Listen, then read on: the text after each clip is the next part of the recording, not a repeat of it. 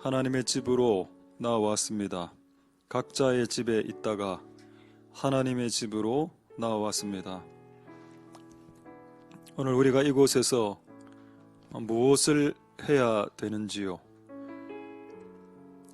하나님을 찬송도 하고 말씀도 듣겠으나 기도도 할 수 있도록 하나님 은혜 베풀어 주시옵소서. 우리가 기도할 때 우리의 미미한 기도가 무엇을 이룰 수 있을까 생각할 수 있겠습니다마는 우리가 기도할 때 많은 일들이 일어나고 우리가 기도할 때 우리가 풀지 못했던 많은 부분들이 해결될 수 있다는 것을 기도를 통해서 알 수 있도록 축복하여 주시옵소서. 오늘 우리가 말씀을 듣고 기도할 때 기도하고자 하는 마음이 들 수 있도록 도와주시옵소서. 만약 우리가 기도하지 않고 하루하루 매일매일 살아간다면 그것은 마치 하나님 없이 혼자의 힘으로 억척스럽게 매일매일을 버티며 홀로 혼자의 힘으로 살아가는 꼴밖에는 되지 않습니다.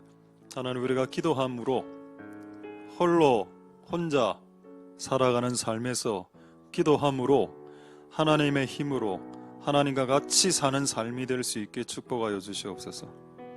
또 나라의 상황이 정말 기도하지 않을 수 없는 상황으로 이 나라의 상황이 몰려가고 있습니다. 교회가 주의 종들이 성도들이 깨어 일어나서 기도할 수 있도록 축복하여 주시옵소서. 오늘 예배를 통해서 하나님의 뜻이 온전히 이루어질 수 있도록 복 내려 주시옵소서.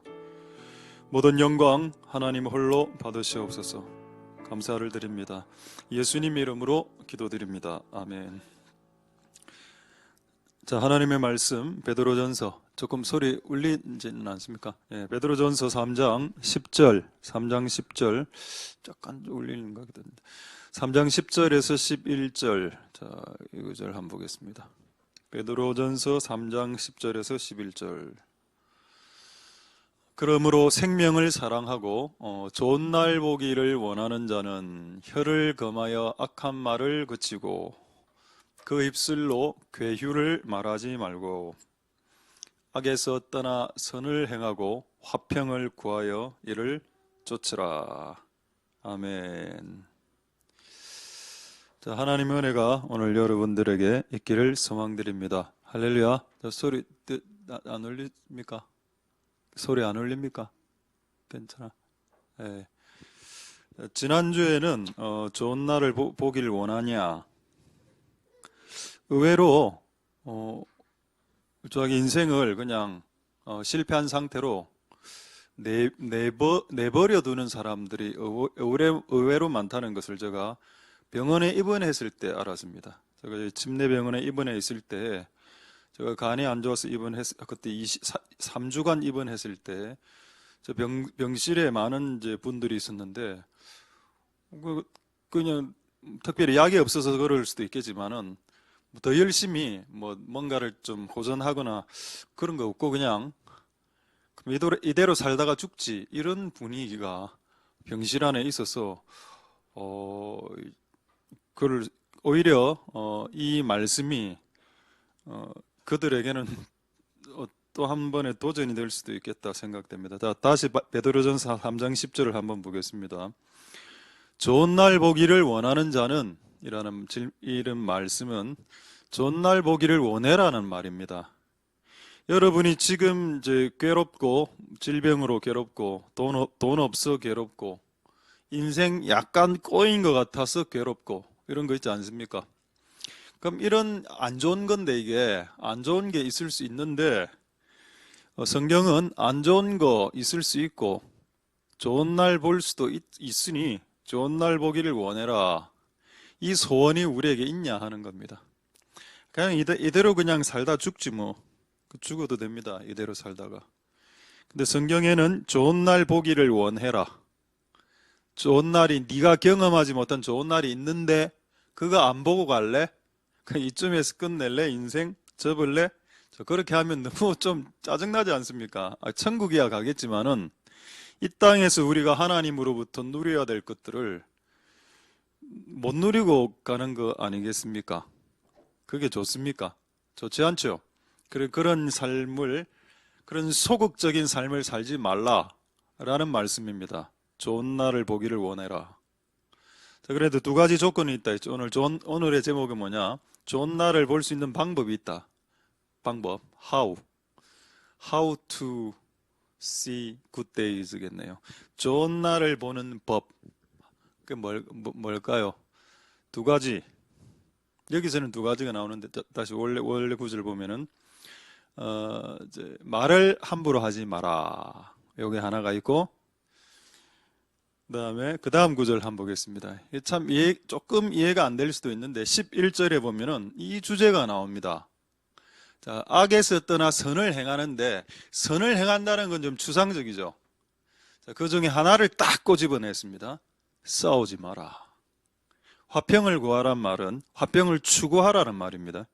화평을 구하고 화평은 추구하는 것이야. 쫓으라는 말은 추구하다란 말이고 구하다는 말은 영어로 seek라고 되어 있고 쫓으라는 말은 영어 성경으로 pursue라고 되어 있습니다. 무슨 말인가요? 추격하라. 화평은 쫓아다니는 것이다. 의도적으로 자기적으로 자신의 어떤 에너지나 뭔가를 쏟아부어서 추구하는 것이 화평이다. 그냥 쉽게 되는 게 아니다. 자, 그러다 우리가 앞으로 미래의 좋은 날을 꿈꾸기 위해 두 가지를 주께서 오늘 이 구절에서 말씀하셨는데 첫 번째, 말 함부로 하지 마라. 싸우지 마라. 근데 이 말을 왜 했을까요? 여러분, 막 나갈 때, 진짜 되는가 안 될 때, 진짜 그때 이런 생각 딱 듭니다. 아무나 내 발 밟아봐라. 오늘 끝났다. 한 붙자. 싸움에 대한 욕구가 확 올라오고 또 말도 억수로 거칠게 나가죠. 잘 될 때는 거칠게 안 날지. 자기 자녀들도 잘 되고 좋은 데 팍팍 붙고 이래 하면은 뭐 좋은 말 나가죠. 누가 나를 발로 밟아도 아이요, 예, 감사합니다 이래 하죠. 근데 뭔가 안 되기 시작하고 괴롭기 시작하면 말이 세집니다. 그거를 베드로가 알고 있었습니다. 그래서 네가 괴로울 때 말이 세지고 그리고 싸우려고 하는 욕구가 분명히 이 사람한테 욕 들어서 기분 나쁜데 옆 사람한테 풀어버리죠. 그 화평이 깨어지는 경우가 많이 발생하는데 그렇게 되면은 네 인생 가운데 좋은 날 보는 것이 쉽지 않다. 매우 상식적으로 말씀하고 있습니다. 그래서 어쨌든 우리가 이제 괴로운 날이 있을 수 있으니 지난주에 했던 요 네 가지 단어를 한번 정리하고 다시 보도록 하겠습니다. 자, 지난주에 이거 했죠. 이제 괴로운 날이 있을 때 생각하라. 요거는 전도서 지금 찾지 않겠습니다. 시간이 없어서 전도서 7장 14절에 있습니다. 네가 괴로운 날에는 생각해야 된다. 전도서 7장 14절에 왜 이런 말을 했을까요? 그 괴로운 날이 발생하는 이유가 있기 때문입니다. 아니 이유가 아니 있겠습니까? 그냥 발생했겠습니까? 이 일이 뭐 이상한 일이 터졌으면 이유가 있겠지. 생각해봐. 왜 네 다리가 부러졌는지 한번 생각해보라는 겁니다. 왜 손목에 금이 갔는지 생각해보라는 겁니다. 생각해봤죠? 제가 1월달에 지금 이게 한 달인데 제가 아직도 손이 안 나가고 지금 너무 화가 나갖고 그냥 벽을 이렇게 타겠는데 손목에 약간 실금이 간 것 같은 생각해봤습니다. 내가 왜 화를 낼 때 벽을 향해서 손을 쳤지? 내가 그런 짓을 왜 했을까? 그러니까 이런 생각이 들더라. 왜 나는 개를 사랑하지 않지? 보신통도 안 먹으면서 그런 생각도 들고 여러 가지로 생각이 많이 들었습니다. 생각해보라. 일단 생각하고 그 다음에 왜 기도하라고 했을까요? 기도하라는 야고보서 5장 13절에 말하는 내용입니다. 네가 고통의 고난의 날이 당했을 때 한번 기도해봐라. 왜 기도하라고 했을까요? 그 고난의 날과 괴로운 날을 유지하는 것이 하나님의 뜻이 아니기 때문입니다.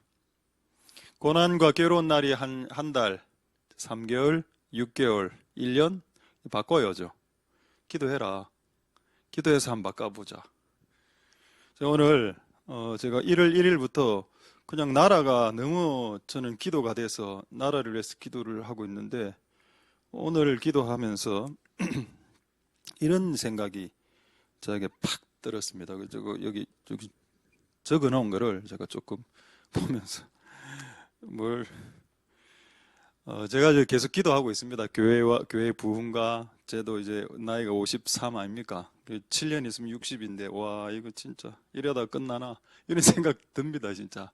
와 이러다 끝나나 이런 생각도 들고 하나님께 오늘 기도를 떡 하는데 어떤 생각이 떡 드는가 뭐 하나님 내 인생을 이렇게 마감하고 싶지 않습니다. 그냥 이대로 요대로 그냥 쭉 가가 그냥 60, 70으로 죽는 거 이거 그렇다 뭐 뭔가를 뭐 월등하게 한번 뜨자 뭐 이런 건 아니고 전혀 아니고 그런 생각도 없고 다만 이런 식으로는 마감하고 싶지는 않다 내 인생을 그런 생각이 들어서 하나님께 약간 말이 하나님에 대해서 약간 말이 거칠어지는 겁니다. 아예 하나님 그 능력을 좀 더 많이 주시지 조금 더 다른 목사들보다 조금 더 지혜롭게 해주시지. 좀 우리 교회 좀 돈을 좀 팍팍 풀어주셔서 좀 해주시지. 왜 또 건강은 또 이렇게 또 주기적으로 안 좋아서 이거 무슨 꼴입니까?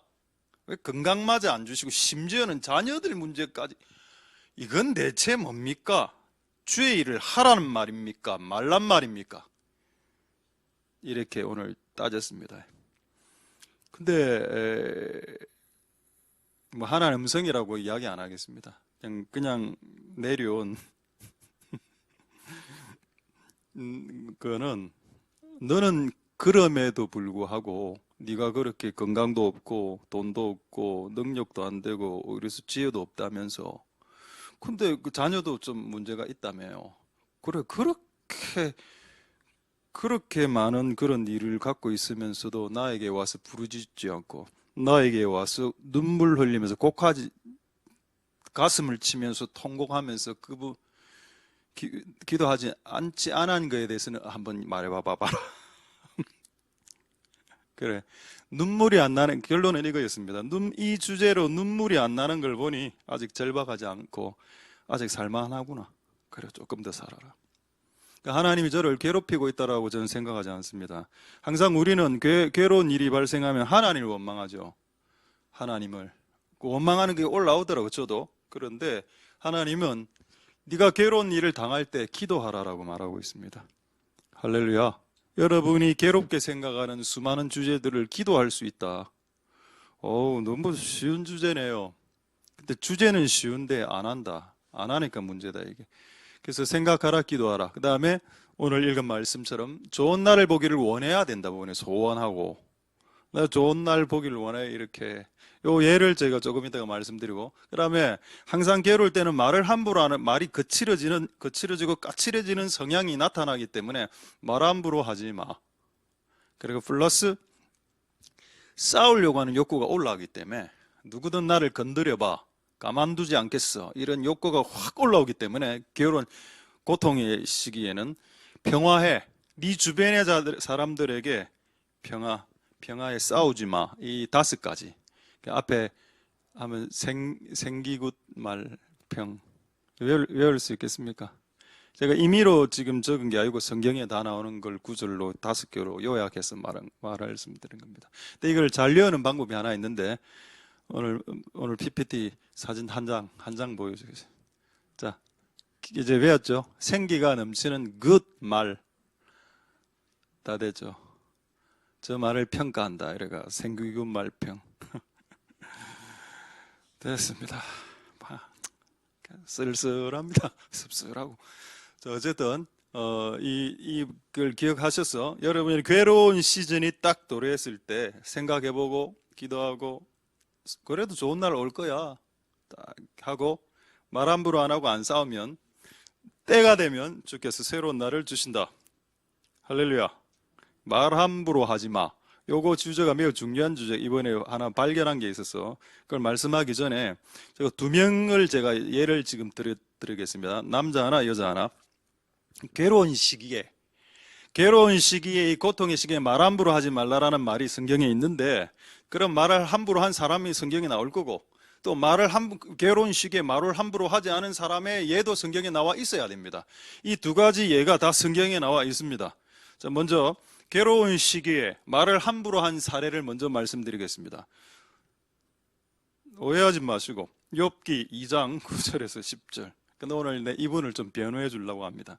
자, 욥기 2장 9절 10절에 그 자녀 10명 몰살, 한순간 몰살했습니다. 여러분, 자녀 하나가 죽어도 고통스러울 텐데 10명이 동시에 죽었으니까 그 순간 이제 집안 망했습니다. 강도들이 와서 이제 집도 무너지고, 태풍에 집도 무너지고, 알거지. 자, 그 아내가 한 말이 뭐냐? 우리 잘 아는 내용이죠. 하나님 욕하고 죽어라. 이 말입니다. 괴로운 시기에. 왜 아까 여러분 베드로전서에 고난이 왔을 때 말을 함부로 하지 말라는 걸 알 수 있겠습니까? 이런 일들이 발생하니까. 하나님 욕하고 죽으세요. 이런 분위기. 자, 그리고 9절에, 10절에 보면 이제 욥의 남편의 이야기가 나오죠. 그대의 말이 어리석은 여자 중 하나의 말과 같다. 이 모든 일에 욥이 입술로 범죄치 않았다. 고난이 올 수 있습니다. 자, 고난이 왔을 때 하나님은 우리의 신체 부위 중에 어느 부위를 보시는가 하면은 입을 보시죠. 신체 부위 중에. 고난이 왔을 때 하나님은 우리의 손을 보지 않습니다. 우리의 혀를 보죠. 우리의 발을 보지 않습니다. 고난이 왔을 때 우리의 혀와 입술과 말을 봅니다. 이 모든 일에 욥이 말로 범죄치 아니하였도다. 이게 욥이 2배로 받을 수 있는 상급이 되었던 겁니다. 2배. 자, 그럼 저도 나름대로 욥 정도는 안 되지만 그런 유사한 그런 이제 고난 이제 이렇게 겪고 있을 때 이때 내가 말을 잘해야 된다는 거. 잘.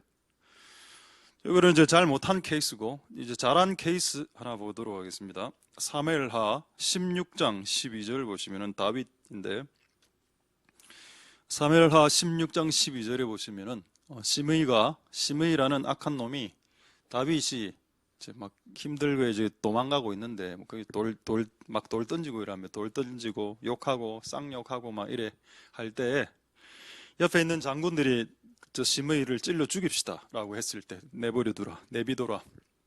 그가 마음껏 나를 욕하도록 허락하라.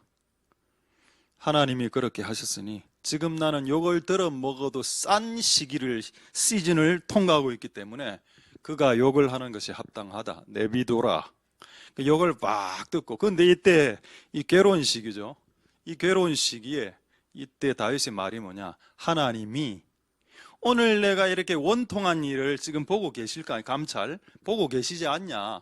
그러면 이 오늘날의 이 일 때문에 하나님 나에게 선을 베풀어 주실 것이다 라고 이야기하는 것이 괴로운 날을 당한 성도의 입이다.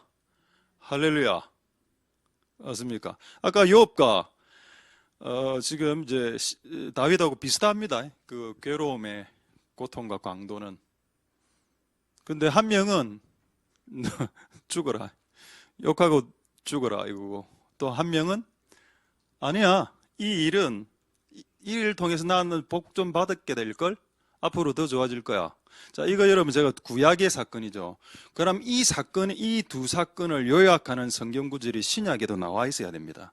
저는 항상 성경을 볼 때 구약에 나온 사건이 신약으로 뭔가 기록이 되어져 있어야 된다고 생각하고, 신약에 있는 어떤 것들은 구약이에요. 왜냐하면 신구약은 일치하는 하나님의 말씀이니까. 자, 여러분들이 한번 맞춰 보십시오. 이 지금 제가 두 명의 이 사건을 말한 이 내용의 신약 성경에 이와 유사한 내용이 어디 적혀 있을까요? 적혀 있습니다. 신약 성경에. 한번 확인하겠습니다. 야고보서 1장 9절에 적혀 있습니다. 만약 여러분이 낮아졌을 때, 괴로워졌을 때 저기 높음을 자랑하라, 이건 뭐 자랑질하라 이런 의미가 아닙니다. 네가 철저하게 낮아지고 철저하게 그 괴로울 시기에 하나님 나를 높여주신다라고 고백하라는 겁니다.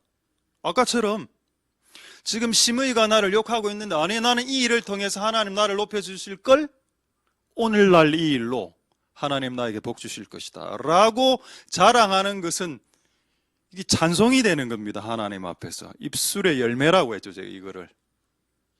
할렐루야. 아, 이렇게 말하는 거를 야고보도 알고 있었구나. 구약의 성도들이 고난의 시기에 말을 함부로 하지 않고 오히려 자기가 낮아질 때 높아짐을, 하나님이 나를 복 주실 거예요, 그래도 장차 라고 말하는 패턴을 신약의 야고보도 알았다는 겁니다. 그래서 구약의 성경과 신약의 말씀은 일치하는 하나님의 말씀입니다. 구약 따로 놀고 신약 따로 노는 말씀이 아닙니다. 신구약은 동일한 말씀이죠. 할렐루야. 구약은 좀 약하게 보시는 분들 있죠. 특히 개혁주의자. 구약 좀 약해. 신약 좀 이렇게 우도하고 진짜 그런 짓을 하는 이상한 사람들이 있습니다. 어쨌든 여러분, 낮은 형제는 자기 높음을 잘하고, 그 다음 구절 뭔가요? 10절에. 또 높아진 데 있었죠. 잘 될 때는 자기가 낮아질 것을 또 자랑하는, 이 말이 무슨 말인가요? 지금 너무 잘 돼. 사역도 잘 되고, 교회도 재정이 팡팡하고, 자식들 서울대 팍팍 들어가고, 이래 했을 때, 아니야, 하나님 나를 낮추어줘. 우리는 풀의 꽃과 같잖아 라고 말해야 된다는 겁니다. 할렐루야. 뭔가 부흥이 되고 확 일어날 때, 역시 우후 이러면 텄다, 그냥 끝났다 그러구나.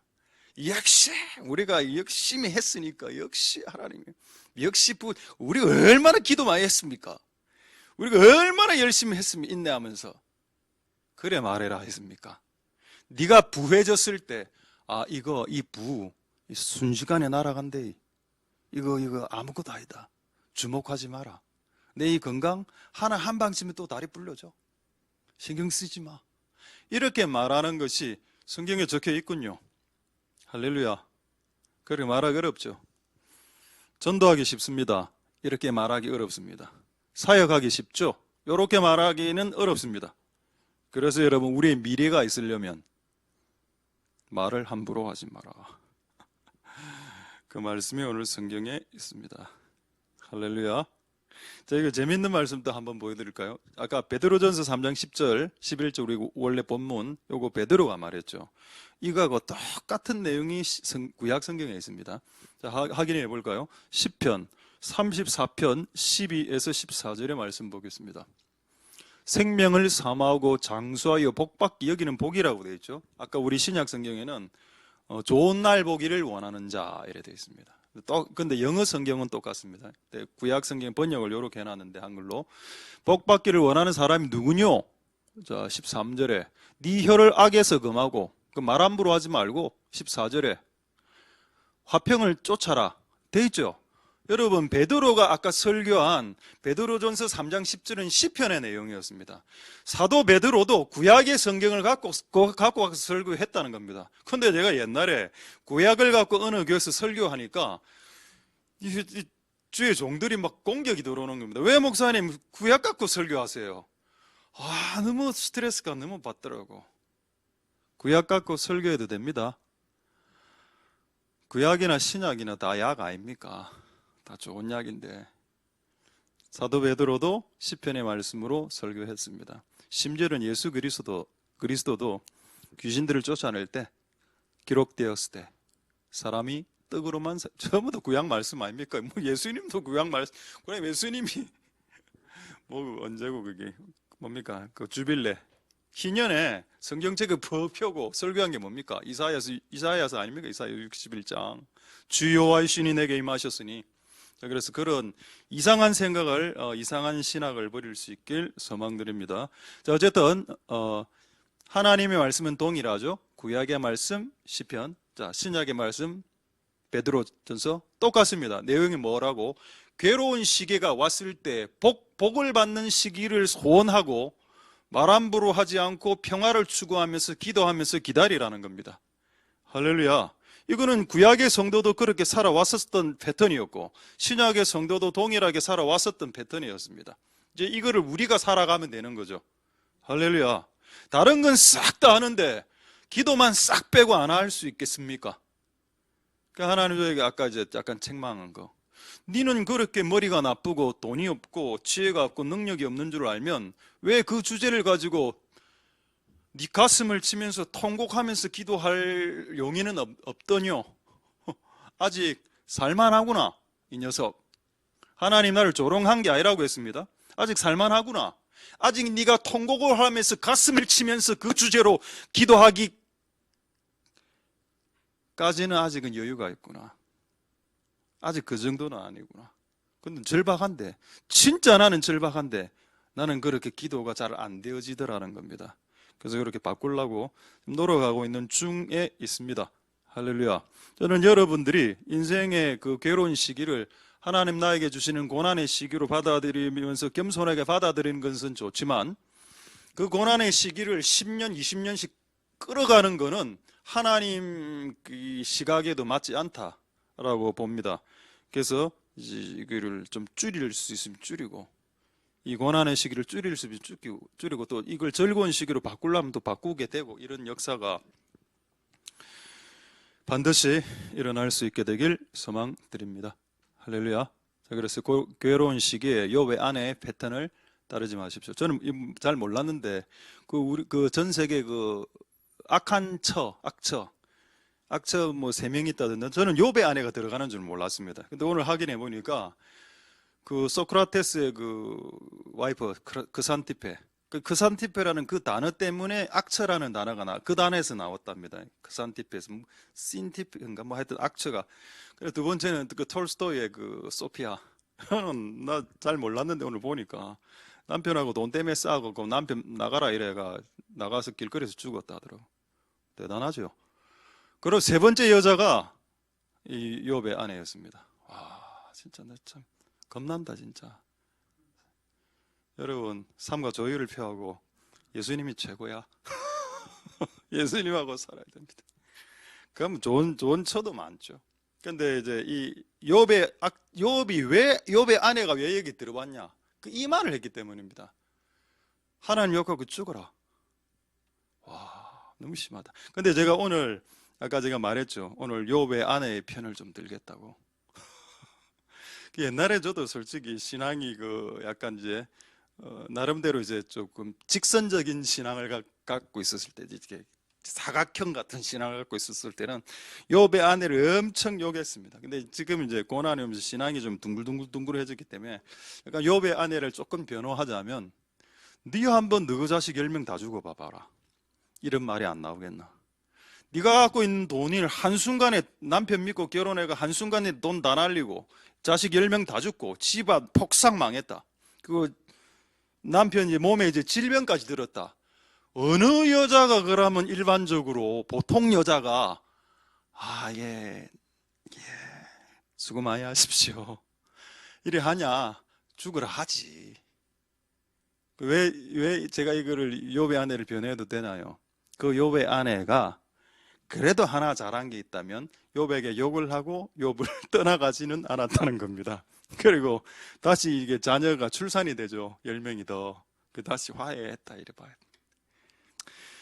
그래도 성경은 약간 에티켓을 지켜주는 것 같아요.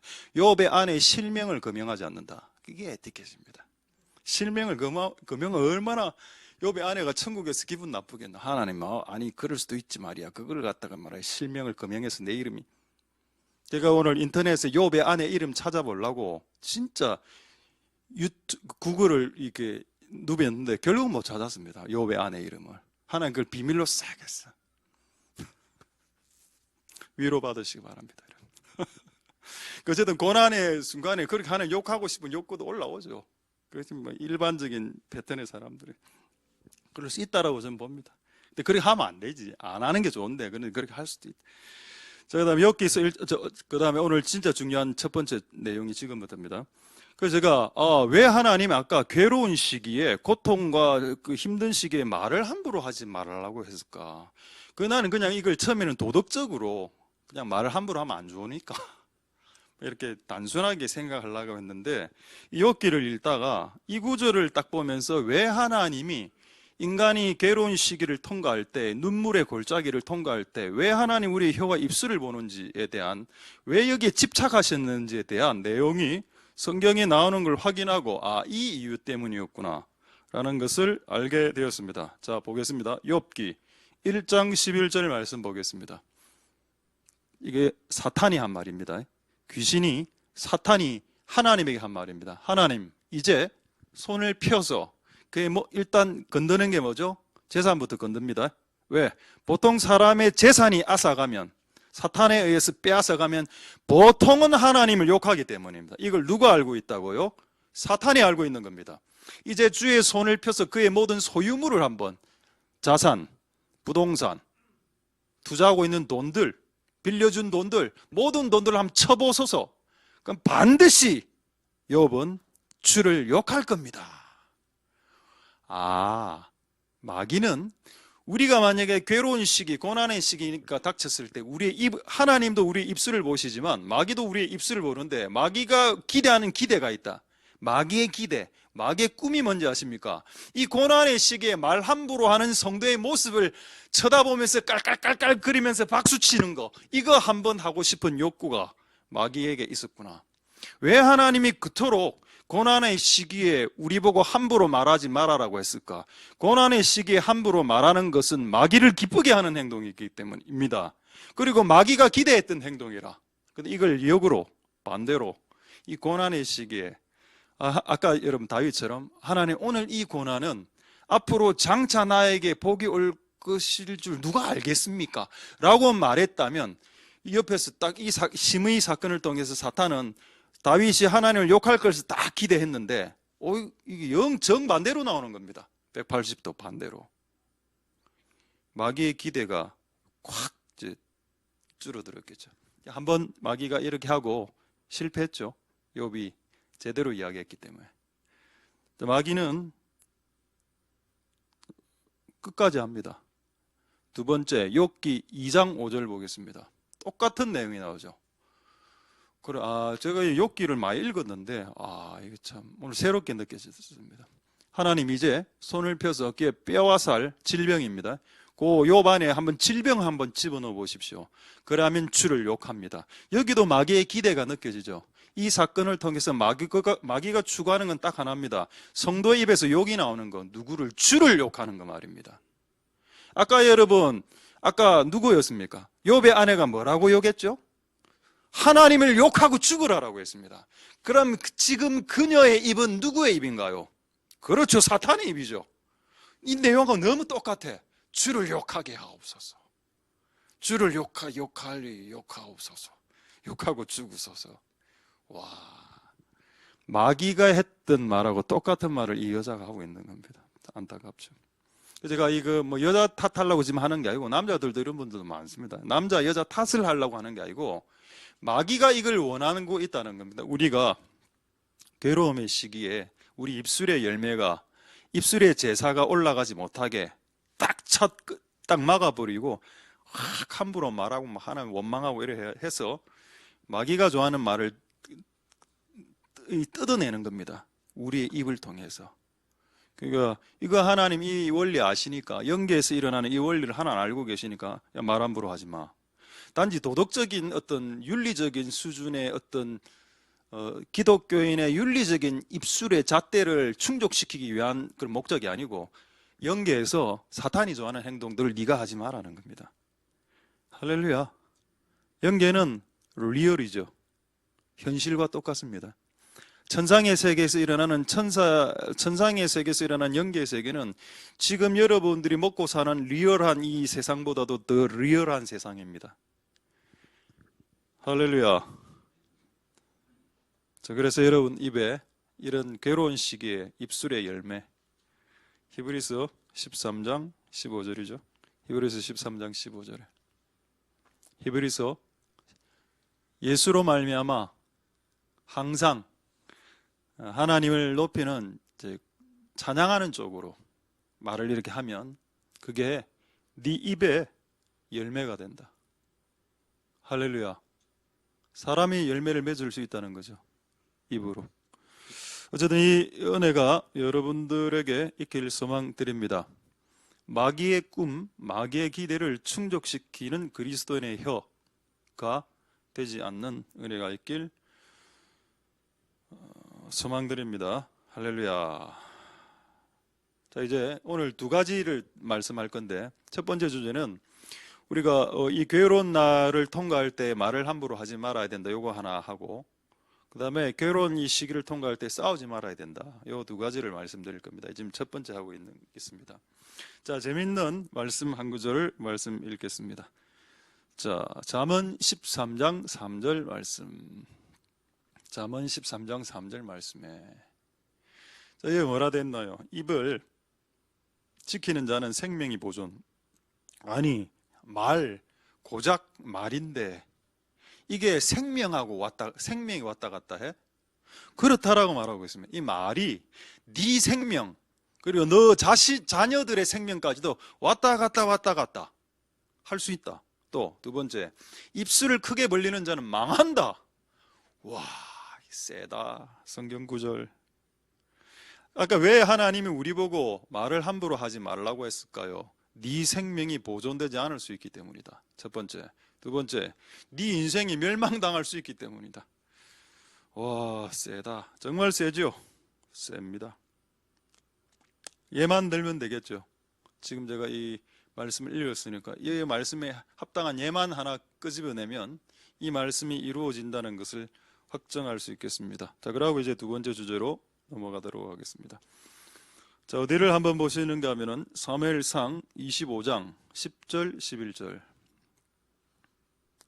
다윗의 군대들을 데리고 들에서 야영을 할 때 먹을 게 떨어졌습니다. 그 당시 이제 나발의 양떼들을 대신 지켜주었었는데 이제 먹을 게 떨어져서 나발에게 자기 종들을 보내서 먹을 것을 좀 갖고 와라, 좀 달라고 부탁해봐라, 이런 사건이었습니다. 자, 그럴 때 나발이 다윗의 그 종들에게 뭐라고 이야기했는가 하면은 이런 말을 하고 있습니다. 다윗이 누군데? 누군데? 이세 아들 누군데? 주인에서 억지로 떠난 이 말이 무슨 말인가 하면은 사울 왕에게 떠나 나왔죠. 사울 왕을 버린 가출한 종 뭐 이런 욕입니다. 자, 그다음 11절 내가 어찌 내 떡과 물을 알지 못하는 자에게 이 말이 욕이 되는다고 느껴지십니까, 여러분? 알지 못하는 자들에게 내 떡과 빵을 왜 주니? 근본도 모르는 자들에게 이게 욕이 됩니다. 자, 이게 욕이 된다는 걸 제가 그냥 임의로 말하는 게 아니고 성경에 적혀 있습니다. 이게 욕이었다고. 자, 어디에 적혔는가 하면 14절에 적혀 있습니다. 방금 이 두 구절을 딱 이야기를 했는데 나발이 이 사건에 대해서 사무엘상 누가 적었습니까? 사무엘이 안 적었습니까? 사무엘이 이 사건을 기록할 때 지금 이 나발이 이야기했던 두 문장은 욕이다라고 기록하고 있습니다. 자, 주인이 그들을 욕했나이다. 숫자 빼면 됩니다. 수욕에서 숫자 빼면 주인이 그들을 욕했습니다. 욕이죠. 근데 이것 때문에 죽습니다. 이 사람이. 아까 잠언 13장에 말을 함부로 하는 사람들은 멸망하고 생명이 보존이 안 된다 했죠. 그게 가장 극적인 사건이 나발 사건입니다. 딱 두 문장 말하고 실제로 한 10일 후에 죽습니다. 온몸이 마비가 돼서 죽는 현상. 자, 33절, 34절 보겠습니다. 근데 이제 그 나발의 와이프 아비가일이 그 소식을 알고 빵을 딱 들고 와가 빵을 바바박 주면서 잘못했습니다 뭐 이렇게 지혜롭게 이야기하니까 오늘날 네가 나를 막았도다, 넌 지혜롭도다, 이런 뭐 이야기하고 있습니다. 자, 34절 보겠습니다. 자, 오늘 네가 나를 이 지혜로운 말로 나를 막지 않았으면 과연 나발에게 한 남자도 그날 나발과 그 나발의 가족들 다 죽이려고 했습니다. 실제 다윗이 다 죽이려고 했는데 네가 이 지혜로운 말로 너희 가족의 생명을 보존했도다. 뭡니까? 그냥 지혜로운 말이죠. 그 여자의 지혜로운 말입니다. 자, 이 결과를 보겠습니다. 37, 38절에 아침에 그 나발이 이제 술 깨고 난 후에 그 아비가일이 이야기하죠. 어제 밤에 다윗이 칼 들고 찾아왔습니다.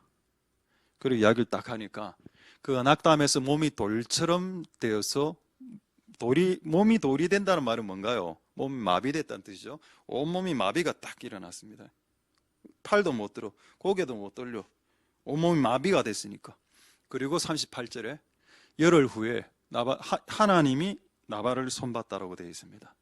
근데 여러분, 이 사건은 의외로 간단한 사건입니다. 그냥 누가 배고파 고파서 왔을 때 넌 누구냐? 이 근본도 모르는 놈아, 이 한마디에 그냥 이 인생이 그냥 끝난 거죠. 또 돌로는 왜 됐을까요? 그게 상대방이 이게 돌처럼 말하니까 본인이 돌이 되는 거지 뭐. 이 성경에 나오는 가장 말로 그 한 인생이 망한 매우 극적인 사건입니다. 어떻게 보면 매우 극단적인 사건이죠. 우리는 이렇게 하면 안 된다.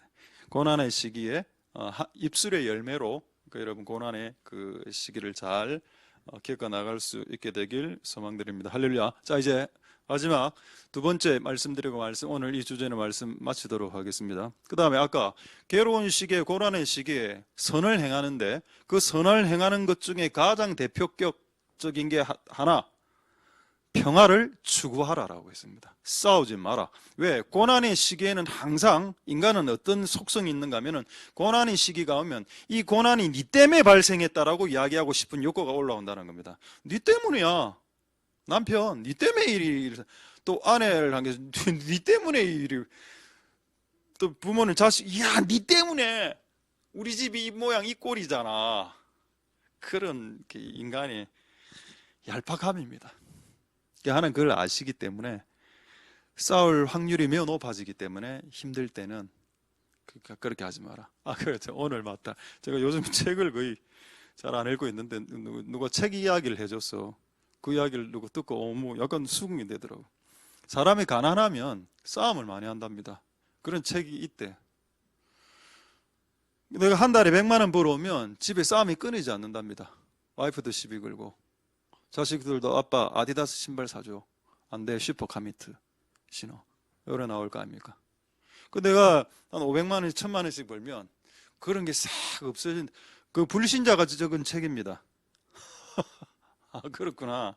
힘든 고난의 시기를 통과할 때 싸움이 증가된다는 것을 불신자들이 그들의 상식과 그들의 일반 양심을 통해서 그걸 깨닫고 책을 적었더군요. 그걸 하나님 알고 계셨습니다. 가정이 재정적으로든 질병으로든 이게 약화가 되면 싸움이 많이 일어난다고. 그래서 이 시기를 결단코 싸우지 말고 잘 넘어가라. 평화를 추구하라. 할렐루야. 성령이 하나 되게 하신 것을 힘써 지키라. 성령이 우리에게 안 싸우게 하지만 그걸 네가 힘써 지키는 것도 필요하다라는 겁니다. 맨날 성령 탓만 하지 말고, 성령님 뭐 싸움 안 하게 해주세요 하지 말고 네가 싸움 안 하면 되지 뭐. 자, 재밌는 거 한번 말씀드릴게요. 그래서 평화가 중요하다는 거죠. 이 말 다 똑같은 말입니다. 평화, 화평, 화목, 평안, 평강, 샬롬, 전부 다 똑같은 말입니다. 샬롬을 번역한 한글 국어입니다. 국어. 구약 성경에 나오는 샬롬을 한국말로 표현할 때 평화, 화평, 화목, 평안, 평강으로 번역했다는 겁니다. 이게 왜 중요할까? 그 고난의 시기에 중요하니까. 이게 없으면 집안은 그냥 전쟁터가 되고 마귀가 이제 충만한 장소가 되니까. 자, 그래서 재밌는 아예 전혀 다른 예를 한번 들어보도록 하겠습니다. 여러분, 사명이 먼저일까요? 평강이 먼저일까요? 어느 호랑말코 같은 질문을 하나. 자, 요한복음 20장 19절 21절. 자, 요한복음 20장 19절 보겠습니다. 자, 예수님이 두려워 떠는 제자들에게 짠 하고 나타났습니다. 여기 나와 있죠. 두려워했다. 공황장애 비슷하게 걸려가고 전부 다 막 벌벌벌 떨고. 자, 예수님이 그런 사람들에게 딱 나타났을 때 제일 먼저 해야 되는 게 뭘까요? 성령을 주는 겁니까? 사명을 주는 겁니까? 여러분, 성령을 주는 것 매우 중요하죠. 그리고 사명, 그에게 부르심과 사명과 삶의 목적, 너희 비전과 꿈 주는 거 중요하지. 근데 벌벌벌 떨고 있는데 이 사람들에게 지금 비전을 주면 어떤 일이 발생할까요? 안 그래도 유대인 때문에 벌벌벌 떨고 있는데 이 사람에게 사명을 주면 그 사명의 무게 때문에 얘는 완전히 그냥 KO 됩니다. 지금 필요한 것은 사명의 무게감을 엎어주는 게 아니고 그 안에 있는 두려움을 소멸시켜주는 거죠. 그래서 예수님이 평강이 있을지어다 라고 이야기한 겁니다. 할렐루야. 왜? 평강이 와야 사명이 감당이 되기 때문입니다. 내가 지금 두려운데 어떻게 사명을 감당할 수 있나? 성령은 언제 오나요? 네에게 사명이 왔을 때 성령이 오는 겁니다. 그 사명을 감당할 수 있는 능력이 성령 아닙니까? 그럼 순서는 어떻게 되나요? 평강이 1번이고 그 다음에 평강이 회복되면 이 사명이 올 거고, 사명이 왔으면 사명이 하나님으로부터 온 사명이 맞다면 이 사명을 감당할 수 있는 성령이 능력이 와야 되는 겁니다. 이 순서가 나와 있습니다. 자, 볼까요? 19절에 평강이 있으라 이렇게 딱 하고, 너무 얘들이 너무 두려워했죠. 한 번 더 21절에 요한복음 20장 21절에 예수께서 또 한 번 평강을 빌어줬더니 평강이 오지도 않네. 한 번 더 빌어줄게. 너희에게 또 평강이 있을지어다. 이렇게 하니까 이제 마음이 좀, 이 제자들 마음이 좀 편해진 것 같아요. 그 다음에 뭐라고 합니까? 내가 너희를 세상에 보낸다. 이게 뭔가요? 이게 부르심, 이게 비전, 이게 하나님 우리에게 주신 어떤 목적 아닙니까? 소명, 사명. 이게 언제 이게 뒤죽박죽 됐습니까? 먼저 네 자신이 하나님의 평강을 누려라. 네가 지금 평강을 누리지 못하는데 뭘 해? 무슨 전도를 하나? 네 안에 평강이 없는데, 네 안에 두려움으로 꽉 잡혀 있는데 뭘 티벳을, 뭘 아프리카를 구원해? 말이 안 되는 소리지. 네 자신부터 구원해라. 네 안에 있는 두려움을 제거하고 평강이 네 인생 가운데 와서 네 자신부터 구원시켜라. 그 다음에 내가 너희를 보내노라. 이러하고 22절에 딱 진짜 너무 성경은 과학과도 같습니다. 22절 이 말씀을 하시고 숨을 내쉬며 성령을 받으라. 할렐루야. 여러분, 성경은 순서도 계시되어져 있다고 그렇게 말씀했습니다. 순서, 성경 구절의 순서도 하나님의 성령에 의해서 계시가 된 겁니다. 이거 함부로 뒤바꾸면 안 되겠죠. 맞습니다. 그냥 제가 이거는 이제 일반론을 지금 이야기한 겁니다. 평강이 왜 중요한지를. 근데 어쨌든 괴로운 시기를 통과할 때는 이런 게 더 중요하기 때문에 제가 이 주제를 말씀드린 겁니다. 할렐루야. 하나님의 은혜가 여러분들에게 있길 소망드립니다. 괴로움의 시기에 누군가를 탓하고 싶고 누군가를 타겟 삼고 싶고, 저는 이해가 되다. 요즘은 아마 이해된다. 욥의 아내가 이제 이해가 좀 되더랍니다. 요즘은 이해된다. 이해는 되는데 그래도 평강이 먼저다. 네 안에 네가 살아나야지 평강이. 그래서 한 구절 더 보도록 하겠습니다. 잠언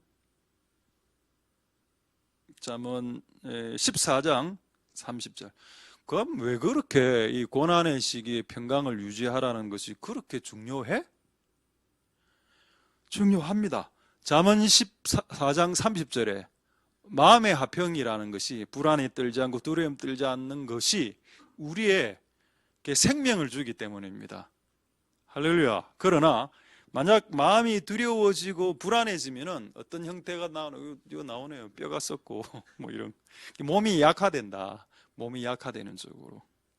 어쨌든 여러분, 아까 우리의 원래 주제가 뭔가요? 생명을 사랑하고 좋은 날 보기를 원하는 자. 우리의 생명을 사랑한다는 걸 아까 여러분 시편 34편에 장수라고 표현 안 했습니까? 내 생명이 늘어나는 거. 그렇게 살면서 좋은 날 보기를 원하는 그런 사람들은 화평을 추구해라. 왜? 화평이야말로 생명하고 직결되어 있기 때문이다. 그리고 앞으로 우리가 들어가게 될 천국, 도시 이름 아시죠? 천국에 있는 도시 이름 뭔가요? 울산? 그런 거 없습니다. 우나 울산 가서 울고 막 부산 와서 부산해지고 그렇습니까? 천국에 있는 도시 이름 뭐죠? 예루살렘 아닙니까? 왜 예루살렘 성인가요? 예루살렘이 샬롬의 도시란 뜻 아닙니까? 평화의 도시.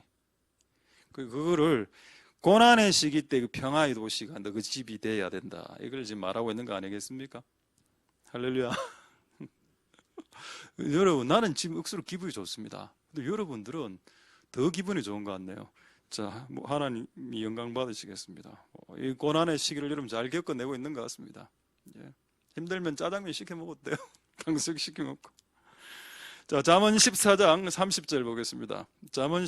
봤죠? 잠언 12장 20절 하고 제가 몇 가지 예를 드리고 말씀 마치도록 하겠습니다. 자, 잠언 12장 20절 한번 보시면은 이거 참 재미있는 말씀입니다. 화평을 논한다는 말은 화평을 주제로 대화를 한다는 뜻이 아니고 화평을 추구한다. 아까 제가 말했던 우리가 베드로전서의 3장 10절에 나오는 화평을 펄슈 추격해가고 추구하고 찾고 인간의 그 노력을 들여서 화평을 추구하는 작업들을 하기 시작할 때 기쁨이 발생한다는 겁니다. 우리가 기쁨이 조이가 가장 극한 상태가 풀한 상태가 조이풀 상태죠.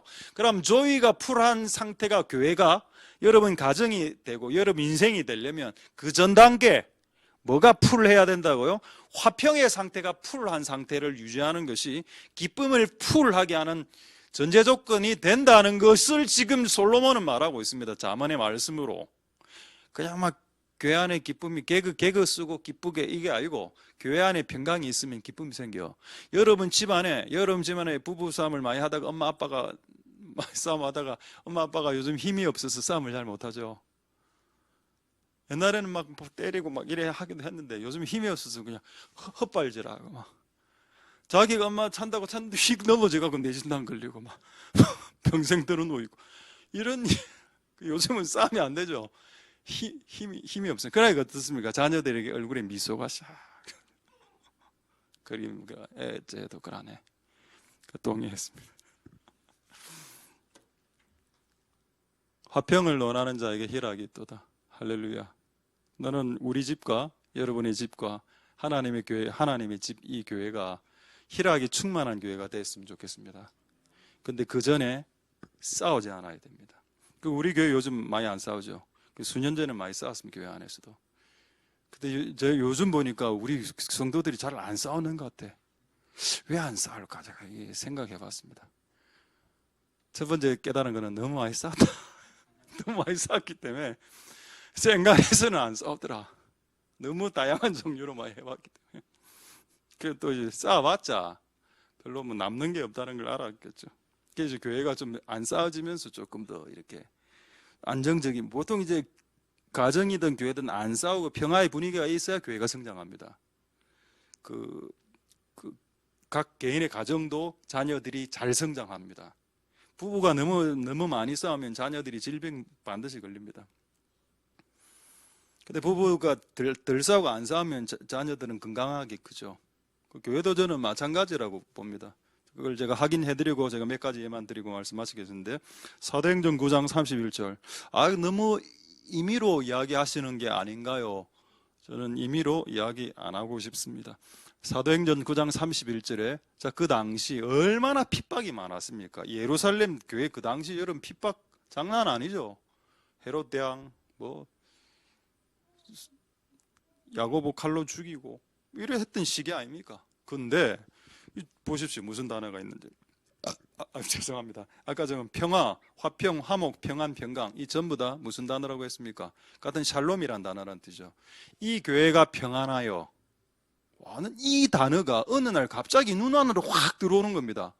나는 옛날에 교회 그냥 기도만 많이 하고 이 정도만 생각했는데 교회가 평안해지니까 어떻게 된다고요? 여러분, 교회가 든든히 서간다는 것은 성도들이 든든히 서간다는 말입니다. 교회 건물이 대리석으로 강해진다는 의미가 아니고, 그러니까 성도들이 든든히 서가고 또 어떻게 되나요?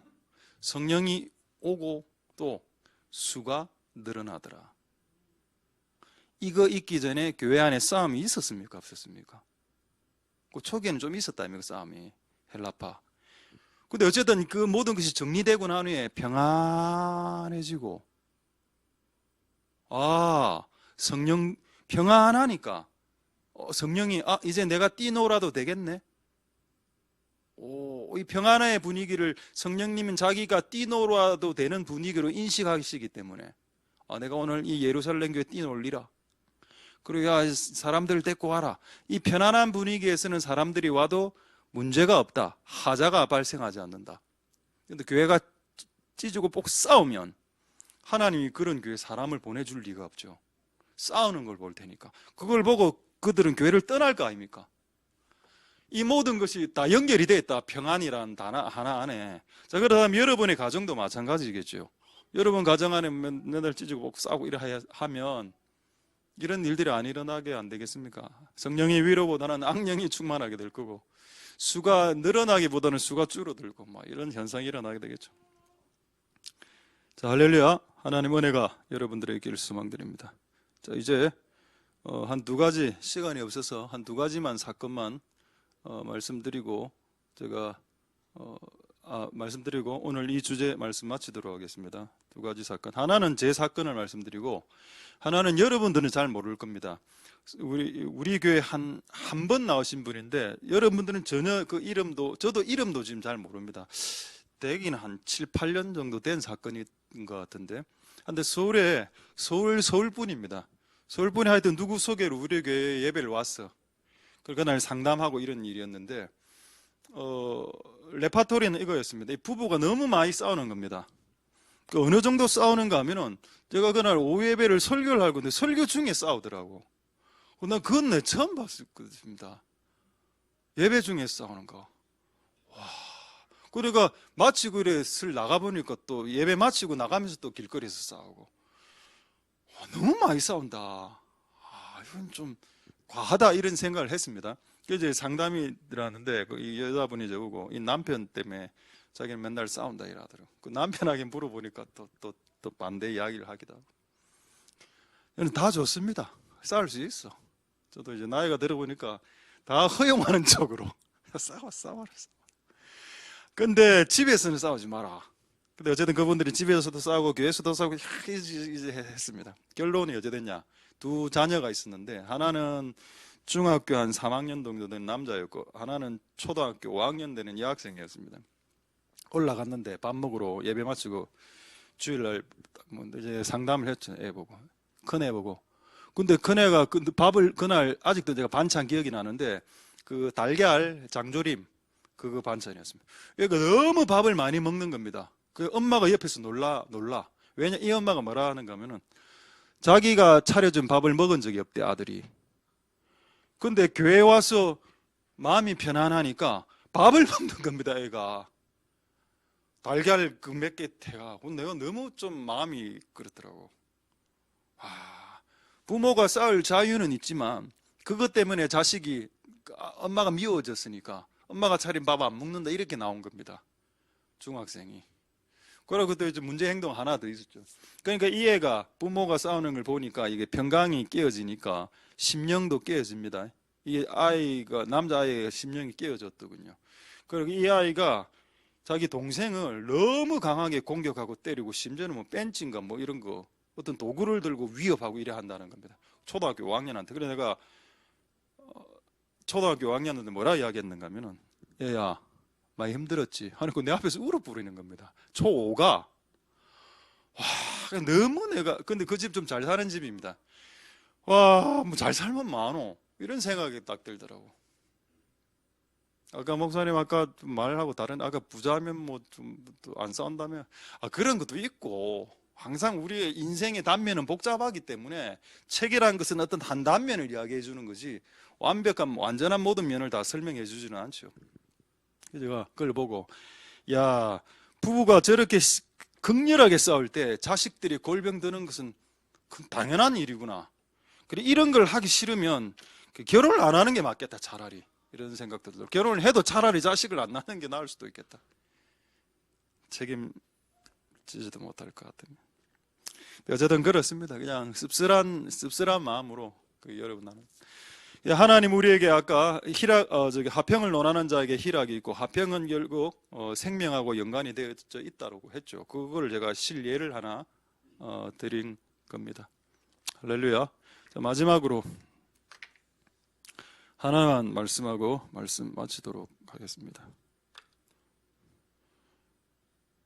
제 이야기라서 그냥 안 해도 되겠네요. 여러분 많이 들은 것 같았어요. 한 구절만 보고 그냥 말씀 마치도록 가도록 하겠습니다. 자, 어디를 한번 보시는가 하면은 마태복음 자 갈라디아서 5장 15절을 한번 보도록 하겠습니다. 이거 보고 말씀 마치도록 하겠습니다. 갈라디아서 5장 15절에 자, 만일 서로 물고 피차 싸우고 먹으면 뭐 어떻게 된다? 피차 망한다. 여러분, 우리가 고난의 시기 때 누군가를 타겟 삼는 성향이 있기 때문에 그때 자, 우리가 피차 망하지 않기 위해서 서로 물고 피 터지게 싸울 필요 없고 그 마귀만 좋아하는 짓대니까. 자, 이때까지 했던 내용을 이제 총정리하는 마지막 한 구절입니다. 오케이. 제가 이때까지 이야기했던 모든 설교를 한 구절로 딱 요약해서 말할 수 있겠습니까? 예, 말할 수 있습니다. 예수 그리스도의 말씀으로 요약하고 말씀 마치도록 하겠습니다. 마태복음 5장 9절 말씀이죠. 화평케 하는 자는 복이 있나니 저희가 하나님의 아들이라 일컬음을 받을 것이요 끊임없이 싸우는 자는 저주가 있나니 저희는 마귀의 아들이라 일컬음을 받을 것입니다. 이렇게 재해석할 수도 있겠습니다. 할렐루야. 자, 말씀을 마치겠습니다. 자, 여러분들이 그 괴로운 시기를 통과할 때 생각하고 기도하고 좋은 날을 기대하십시오. 말 함부로 하지 말고 싸우지 말고. 그래서 여러분들이 하나님의 좋은 날을 실제 경험하는 복된 여러분들 되실 수 있길 소망드립니다. 할렐루야. 기도하겠습니다. 자, 오늘 말씀을 생각하시고 우리 한번 찬양 너희 눈을 높이 들어 우리 찬양 올려드리고 한 몇 가지 기도하고 또 나라를 위해서 또 한 가지만 기도하도록 하겠습니다.